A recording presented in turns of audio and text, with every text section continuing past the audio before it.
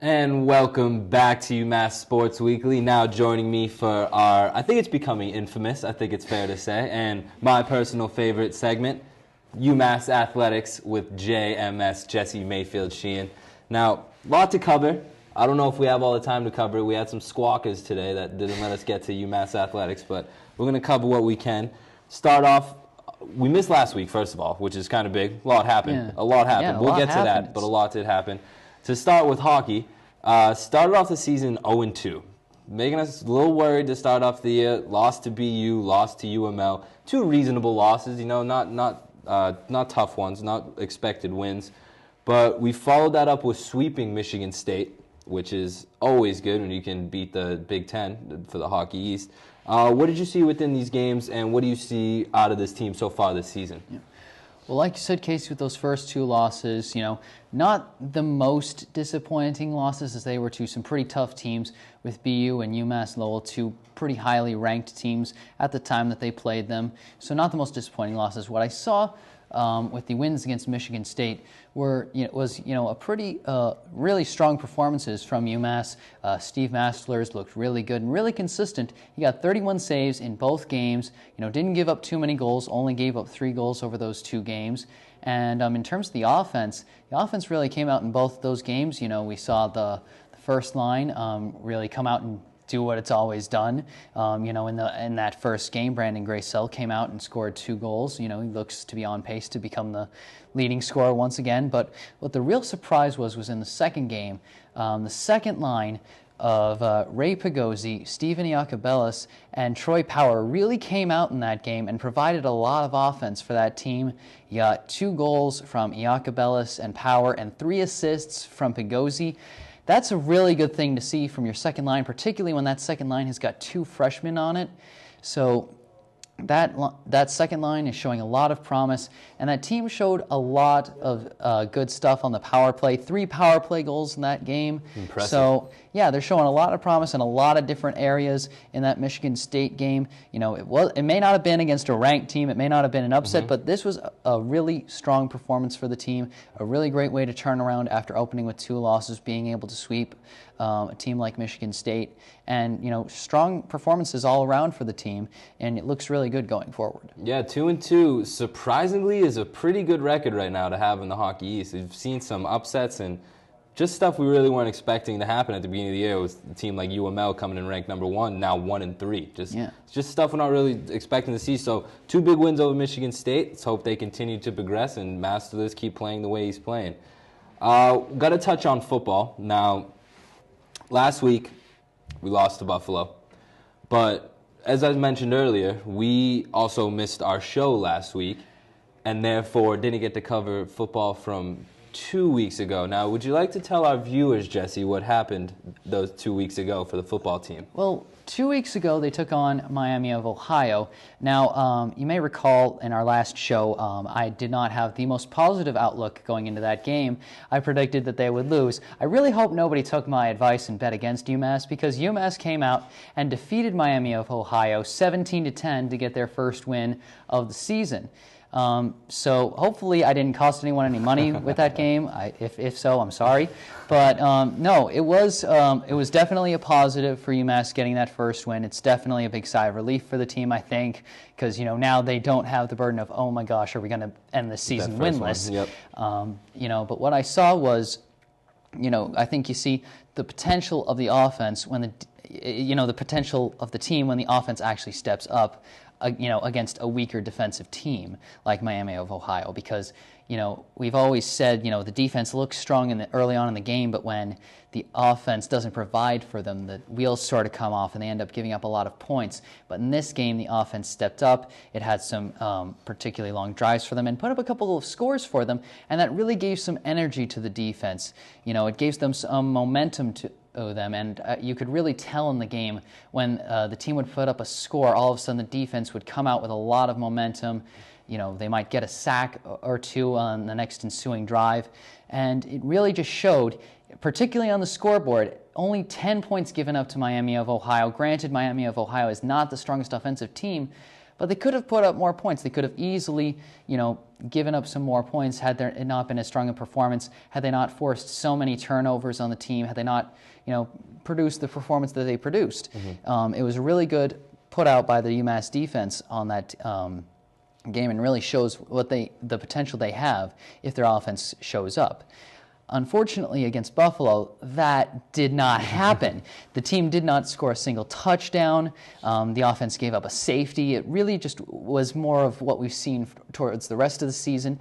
Doyle, again, sort of an kind of performance, completed only half his passes. I think that goes to your point for the defense, where it's really hard for the defense to be inspired when there's not a lead to defend. You're just out there hoping it doesn't get more and hoping it doesn't get piled on. When you don't have that lead to defend, it's really hard to be inspired as a defense. Exactly. They shut out Buffalo for the first quarter of that game, which we've been seeing a lot of. They come out strong early, and then the wheels just sort of came off. UMass did not provide any support on offense, and then Buffalo came out and kept scoring more and more as the game went on, ultimately giving up 14 points in the fourth quarter to put the final dagger in, and giving up a total of 32 points in the game. The team, so when the offense doesn't show up, the defense is not able to play to its full potential, and it's ultimately costly for the team.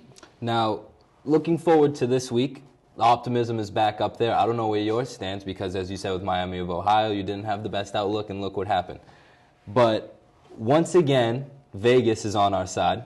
We are up against Western Michigan this Saturday, and we're favorited. How do you see this one going?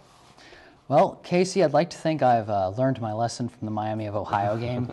I think I might actually be favoring UMass in this game because, once again, it's a weaker defensive team. Western Michigan has actually given up more, while Western Michigan is a slightly better offensive team than UMass, kind of like the rest of the NCAA. Their defense is slightly weaker. They've given up about 37 points a game this season, which sort of is a big factor behind their being winless this season.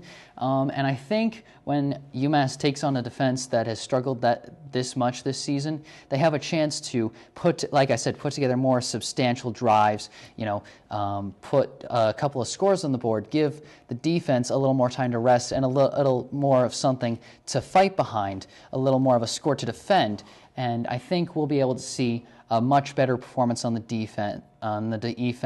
Something. They'll be able to show more of their potential, and I think the team just sort of, when that happens, the team just sort of builds on itself, gives itself some momentum to run with.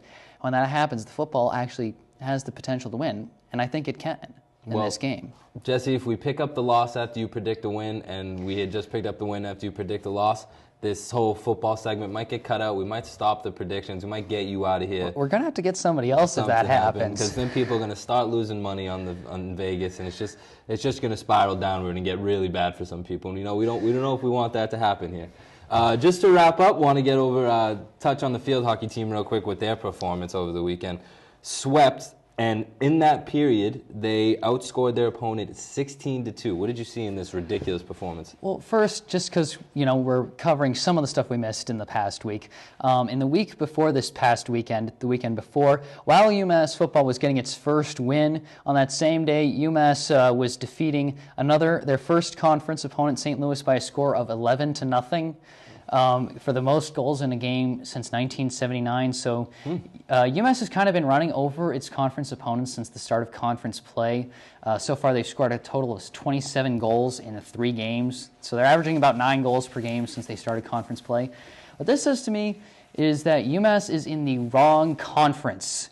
What it is sort of, UMass and Richmond are, sort of the Class A teams in the Atlantic 10. VCU is sort of it's a decent team. It's not quite in the same class as UMass and Richmond, but it's a fairly decent team. And then the rest of the teams just can't keep up. And it shows on the scoreboard. I said, you've got scores of 11-0, 7-1, 9-1, and at the end of the game, and in these games, they're just not fun for either team, really. If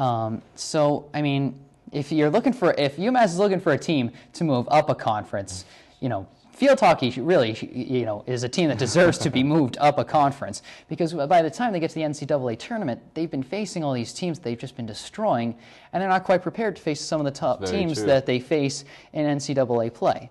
I will say this, though. They're taking on Richmond this coming weekend And if there's going to be a game that you're going to look forward to in terms of Atlantic 10 field hockey, it's going to be UMass against Richmond, because these are two teams. These are two of the toughest teams in the Atlantic 10. Richmond is not ranked as UMass is, so hasn't had as strong a season as UMass, but they're definitely one of the tougher teams in the Atlantic 10. Slightly stronger defensive stats-wise. They've averaged less than they've averaged less than 1 goal allowed per game. So, a stronger offensive team in UMass versus a stronger defensive team in Richmond could make for quite the interesting matchup. So if you're going to watch one Atlantic 10 matchup in field hockey this season, that's the one I'd go for. Yeah, this is definitely a game that Richmond would love to win. A-10 rival that's ranked while Absolutely. they're not. So it's two teams that have been exchanging the A-10 championship in this sport for past I don't even know how many years, so it's definitely a rivalry to look out for. Got yourself a good battle. Hopefully UMass comes out on top, as usual, as we've been pretty accustomed to seeing in field hockey lately, so we'll hope that keeps rolling on. Jesse, as always, thanks for joining me. And thank you for joining at home. Make sure to check us out on Instagram and Twitter at UM Sports Weekly. Also check out our Facebook page where you can follow up on episodes and segments. And until next week, we'll see you same time, same place.